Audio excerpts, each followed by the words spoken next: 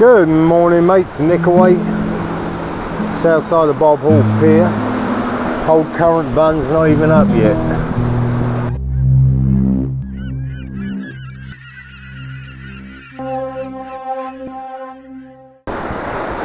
As you can see, we've got a wind from the southeast. It's saying 8 miles an hour. It feels more like 10 to 12 easy. Got 3 or 4 sets, 2 to 3 foot, no, good 3 foot, sorry. But the water clarity is holding pretty good. Going to put that as high as a 6 to a 7 still. But there is that manatee grass. I cast just a sinker out, practicing last night. 1 cast was enough. I could barely wind it in, it was loaded so much. So let's have a look at the tides. We've got a high tide at 9:03 this morning. And we've got a low tide at 5:03 this evening, and that tide is going to drop out nicely due to the high pressure that's sitting over us. You can see where the tide's been by looking at that weed line. That's all dead weed, that's sargasso, there isn't any at the minute. Now I have found if you move you can sometimes get out of weed, so that's worth trying.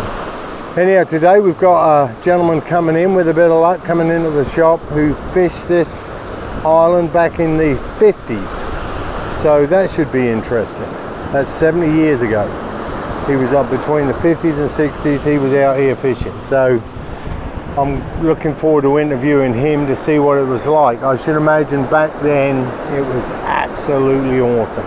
Now apparently back then when you went to the National Seashore, you'd come up this road because there wasn't a road leading out there yet, so they would mainly come in here, head south, and from what Ralph Wade said to me once, they mainly would only go about as far as Yarborough Pass, around about the 15, where there used to be a standpipe where they could wash all their gear off and everything, and there was an oil camp which Ralph was friends with, and he'd swap them fish for fuel and stuff like that. He had some good stories.